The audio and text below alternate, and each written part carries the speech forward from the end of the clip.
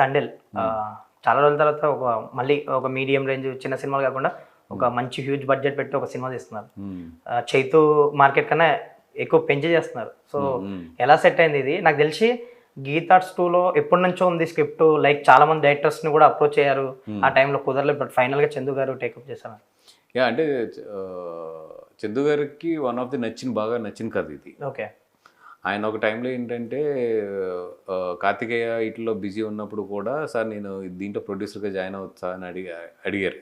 అంటే కథ నచ్చి బాగా మేము వేరే అనుకున్నాం కానీ, బట్ ఒక టైంలో వచ్చినప్పుడు ఏమన్నారంటే చందు గారే, సార్ నాకు ఎందుకు ఈ కథ పుష్ చేస్తుంది నన్ను, నేనే చేసేస్తానండి అన్నాడు ఆయన.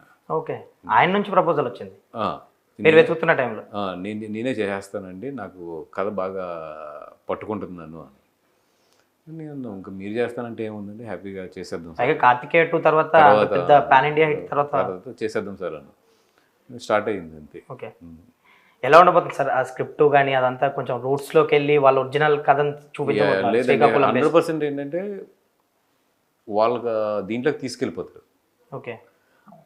అంటే చాలా రీసెర్చ్ చేశారు డైరెక్టర్ గారు కానీ, హీరో గారు కానీ, ఇప్పుడు సాయి పల్లవి గారు కానీ, వాళ్ళ బిహేవియర్స్ ఎలా ఉంటాయి, ఎలా మాట్లాడతారు, లేదంటే ఎలాగా ఆ కల్చర్లో ఏంటి ఇంపార్టెంట్, ఇవన్నీ కూడా చాలా బాగా వర్క్ చేశారు. షూట్కి ముందు కూడా చైతు గారు మీరు అందరూ కూడా వెళ్ళాము. అంటే మేము వెళ్తాం కదా, వాళ్ళని తెప్పించుకున్నారు. ఓకే. వాళ్ళతో కూర్చుని ఎవ్రీథింగ్, వాళ్ళ స్టైల్ ఎలా ఉంటుంది, స్లాంగ్ ఎలా ఉంటుంది, ఇవన్నీ కూడా చాలా రూటెడ్గా వర్క్ చేసుకున్నారు. బోట్లో వెళ్ళినప్పుడు బోట్లో ఈయన ఒక 3-4 days వెళ్ళారు, ట్రావెల్ చేసి సీ ఎలా ఉంటుంది, సీలో ఉన్నప్పుడు వాళ్ళు ఎలా ఉంటారు, ఇవన్నీ కూడా మొత్తం. అంటే ఫస్ట్ టైం నాకు తెలిసి చైతన్య గారు అన్నీ వదిలేసి, నేను నాగార్జున గారి అబ్బాయిని లేదంటే ఇవన్నీ వదిలేసి, నేను రాజు అనే ఒక ఫిషర్మ్యాన్ దీంట్లో ఉన్నవాడిని అని అంత కిందకి వెళ్ళిపోయాడు ఆయన. ఇన్వాల్వ్మెంట్ ప్రవేశం అనొచ్చు అని నేను ఆయన చూస్తున్నా కదా. ఇదివరకు చైతన్య గారు వేరు, ఇప్పుడు చైతన్య గారు వేరు. సో తండేల్ తర్వాత మొత్తం మారిపోతుంది అయితే. స్టార్టింగ్లోనండి లేదు, తండ్రి స్టార్టింగ్లోనే నేను ఆయన చూసినప్పుడు ఏంటంటే he want to achieve something. Okay నేను అచీవ్ చేయాలంటే కొన్ని నేను వదిలేసుకోవాలనుకున్నాడు ఆయన.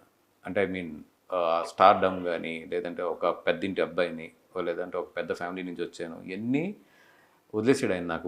ఇప్పుడు యాజ్ ఆఫ్ నో చైతన్య గారు అయితే వదిలేసి, నేను ఫస్ట్ కామన్ మ్యాన్ని, నన్ను కామన్ మ్యాన్ కనెక్ట్ అవ్వాలంటే I should be a common man అన్న మోడ్లో ఆయన ఏంటంటే, నేను సెట్స్లో కూడా చూస్తున్నాను కదా, చాలా కామన్గా, అంటే మనలో ఒక నలుగురు తిరిగితే ఎలా ఉంటుందో అక్కడికి వచ్చేసాడు ఆయన. వచ్చేసి హ్యాపీగా ఏంటంటే ఆ బర్త్డేని తీసేసుకున్నాడు ఆయన. నేను ఒక పెద్దింటి అబ్బాయిని అనే బర్త్డేని ఫస్ట్ తీసేసాడు ఆయన. సెట్లో కానీ మిగతా కానీ రాజులాగా బిహేవ్. నాతోనే కాదు, నేను చూస్తున్న ఆయన లైఫ్ స్టైల్లోనే చాలా చేంజ్ చేసుకున్నాడు ఆయన. ఓకే. ఈ సినిమా ముందు నుంచి సమ్వేర్ ఏదో ఆయనకి ఏంటంటే he want to be achieve something and he changed entire his life style. Even నేను ఆయన ఇంతకు ముందు చూసినప్పుడు చూస్తున్నాను కదా, హీ వాంట్ మోర్ కనెక్ట్ పీపుల్కి బాగా కనెక్ట్ అవ్వడానికి ట్రై చేస్తున్నాడు. Okay. That is one of the ఒక ఎదగాలని తపనున్న ఒక కసికి ఫస్ట్ థింగ్ ఏంటంటే వాళ్ళ మీద ఉన్న బర్డెన్స్ తీసేసుకోవడం. ఓకే. మరి మంచి చేంజ్ చూశాను. డెఫినెట్లీ ఆ మంచి చేంజ్ వల్ల ఆయనకి ఒక గట్టి హిట్ పడాలనుకుంటున్నాను. Hope so. సార్ ఈ తండేల్ విషయంకి వస్తే, నేను ఇండస్ట్రీలో కొంతమంది చెప్తుంటారు, అంటే ఒక కథ ఒక యాక్టర్ని వెతుక్కుంటూ వెళ్తుందని. లైక్ ఇది ఫ్యూ ఇయర్స్ బ్యాక్ అనుకుంటా సాయి పల్లవి గారికి ఏదో నరేషన్ ఇప్పించారు, సంథింగ్ ఏదో వెబ్ జూమ్ లో సంథింగ్.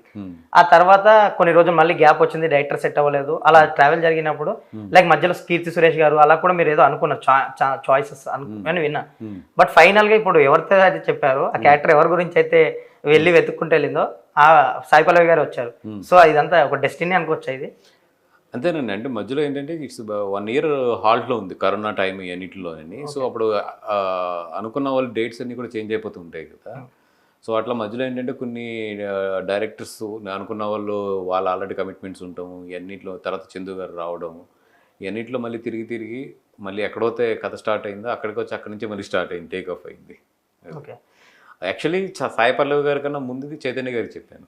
అవునా? ఓకే. చైతన్య గారికి ఏదో మా ఇంట్లో పెళ్ళి ఉంటే ఆ కార్డు తీసుకెళ్ళి ఆయనకి ఇస్తూ, ఏం చేస్తున్నావు వాసు ఏంటి అంటే సరదా కూర్చొని 15 నిమిషాలు చెప్పాను ఆయనకి. నేను చేస్తాను అన్నాడు. అప్పుడే అప్పుడే అంటే సార్ మీది అసలు మీ స్కిన్ చూస్తే మెరిసిపోతూ ఉంటుంది,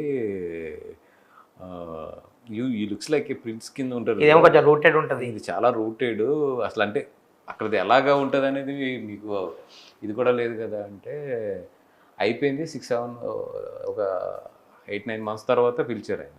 ఓకే. పిలిచి లేదు వాసు ఇది నేను చేస్తాను అంటే, సార్ ఈ కల్చర్ అవన్నీ చాలా ఉంటాయండి, ఇది చాలా రూటెడ్గా వెళ్ళవలసిన సినిమా అంటే, ఈ విషయం ఒకటి నన్ను నమ్ము, నువ్వు నా దగ్గర ఏది అయితే నువ్వు ఇది ఈయనకి తెలుసా తెలియదు అనుకుంటున్నావు కదా, అవన్నీ కూడా నేను ఎంత కిందకి దిగాలో అంత కిందకి దిగి తెలుసుకుంటాను. అవి I want to make it very real. రాజుగా కనిపించాలని ఫిక్స్ అయిపోయాడు ఆయన. ఫిక్స్ అయిపోయి ఇంకా ఆయన చెప్పాను కదా, వన్స్ ఆ బటన్ తీసేస్తే ఏ మనిషి అయినా సరే ఫ్రీ అయిపోతాడు. ఆయన తీసేసాడు అది. Okay sir, coming to Thandel, ఒక టైంలో అనిరుద్ పేరు ఏదో వినిపించింది, నిజంగా అంటే అనుకున్నారండి అనిరుద్ మ్యూజిక్ అని సంథింగ్? లేదండి, ఇది ఇప్పుడు కూడా మేము ఫస్ట్ నుంచి అంటే ఎందుకో మరి తెలీదు, మన ఈయన చందు గారు అయితే మాత్రం ఫస్ట్ నుంచి కూడా దేవి గారే అన్నారు. ఓకే. కథ విని ఆయన డైరెక్షన్ చేద్దాం అనుకున్నప్పటి నుంచి కూడా దేవి గారి మీద డిస్కషన్ అంతే. ఎలా ఉండబోతున్నాయి సార్ సాంగ్స్? దేవి గారు మళ్ళీ మీ బ్యానర్లో చాలా రోజుల తర్వాత లేదండి, శివుడు సాంగ్ చేశారు ఆయన. ఓకే. తండేల్ కోసం ఒక కాన్సెప్ట్ సాంగ్ శివుడి మీద. ఓకే. అసలు అదిరిపోద్ది. అవునా? మామూలుగా ఆయన ఒక టైంలో డమరుకం సాంగ్ ఉంటది కదా, ఖర్చు కూడా అదరగొట్టేశారు. బట్ నెక్స్ట్ లెవెల్లో ఉంది సాంగ్. హ్యూజ్ ఉంటుందండి అది. Huge song. అదే మొన్న రీసెంట్ గా జాతరలో షూట్ చేసింది. నియర్లీ ఒక 400 డాన్సర్స్ని ఇలా పెట్టి రోజుకి 1000 మంది నాకు జనం ఉండేవారు సెట్లో. ఆ సాంగ్కి సెట్ కూడా చాలా హ్యూజ్గా వేసారు. మొత్తం వేసి రోజుకి 1200 మంది 1500 మంది 1800 మంది ఉండేవారు అక్కడ సెట్కి వెళ్తే. 600 మంది డాన్సర్లు ఇది పెట్టి మొత్తానికి నానా భయంకరంగా అయితే చేసేసారు. మీరు కూడా ఫోటో పెట్టినట్టున్నారు. నేను కూడా ఫోటో పెట్టాను. ఇంకా అది ఏంటంటే ఇప్పుడు ఆ బడ్జెట్ చూస్తే అరవింద్ గారు ఏమంటారు అనేది భయం ఉంది నాకు. అది సార్ ఎప్పుడు మీరు ఇదొకటి చెప్తుంటారు, బడ్జెట్ వస్తే ఆయన ఏమంటారు అని. బేసిక్ గా అయిపోయాక ఇవన్నీ అయిపోయాక ఆయన నుంచి ఎలా ఉంటుంది సార్ రియాక్షన్? మీరు భయపడిన ఫస్ట్ తిట్టేవారు, తర్వాత ఆయనకి అలవాటు అయిపోయి సరే ఈడు రూపాయి అంటే ఆయన కూడా ₹2 క్యాలిక్యులేట్ చేసుకుంటారు. ఇంకా ఫిక్స్ అయిపోయారు ఆయన. రూపాయి చెప్తున్నాడంటే నేను ₹2 క్యాలిక్యులేట్ చేసుకోవాలని. అండ్ అదర్ సాంగ్స్ కానీ కంటెంట్ కానీ ఎలా ఉండబోతుంది తండేల్? లేదండి, తండేలో ఎందుకంటే ఒక రియల్ గా జరిగిన కథే. దాన్ని ఏంటంటే చందు గారు ఒక సినిమాటిక్ చేసుకున్నారు. ఆయన కమర్షియల్ కదా, ఇట్ వాంట్ లైక్ ఒక డాక్కీ కిందో లేదంటే ఒక నిజమైన జీవిత కథ కింద ఉండదు. ఓకే. ఇట్స్ అ ప్రాపర్ ఫిలిమే ఉంటుంది. బట్ జరిగిన ఇన్సిడెంట్స్ అన్ని కూడా వాళ్ళు నిజంగా జరిగిన ఇన్సిడెంట్స్ని బాగా డ్రమటైజ్ చేసుకున్నాడు. ఆయన చేసి సినిమాటిక్ చేసాడు. బికాజ్ ఆయన షూటింగ్ రోజునే he's very clear, sir I don't want to present it like నేను ఒక ఒరిజినల్ కథ చెప్తున్నాను అనేది నేను ప్రజెంట్ చేయట్లేదు. For me it's a film, but దీంట్లో ఒరిజినల్ ఇన్సిడెంట్స్ ఉంటాయి. ఇప్పుడు సార్ అది పెద్ద ఇన్సిడెంట్ కదా వాళ్ళకి సంబంధించి, వాళ్ళ పర్సనల్ లైఫ్లో పెద్ద ఇన్సిడెంట్ కదా, వాళ్ళ మీద ఇప్పుడు సినిమా చేస్తున్నామని మీరు కలిసినప్పుడు కానీ ఇప్పుడు తర్వాత వాళ్ళకి చెప్పినప్పుడు వాళ్ళ ఫీలింగ్స్ ఏంటి తండేల్ గురించి? అంటే వాళ్ళు ఏమనుకున్నారంటే మాకు జరిగింది యాజిటీస్ తీసేస్తారేమో అనుకుంటే ఒకరోజు చెప్పి కూర్చోబెట్టి చెప్పా, అమ్మ జరిగిన సిచ్యువేషన్స్లో తీసుకుంటాం, ఆ క్యారెక్టర్ బిహేవ్ చేసే విధానం కానీ లేదంటే ఆ క్యారెక్టర్ లవ్ స్టోరీ కానీ ఇవన్నీ కూడా మేము రాసుకుంటాం మళ్ళీ. ఓకే. ఇప్పుడు నీ జీవితం ఒరిజినల్గా తీయాలంటే అది అట్లా రాదు. సినిమా అంటేనే డ్రామా యాడ్ చేయడం కదా, సినిమా రాదు. బయోగ్రఫీ అయినా కానీ నీ లైఫ్లో పాకిస్తాన్లో అరెస్ట్ అయ్యి ఆ జైల్లో ఉన్నావు, అక్కడ ఏమేమి జరిగినాయి దాంట్లో ముఖ్యమైన విషయాలు ఏంటో తీసుకుంటాం. బట్ లవ్ స్టోరీ కానీ ఇవన్నీ కూడా మేము రాసుకుంటాం మళ్ళీ.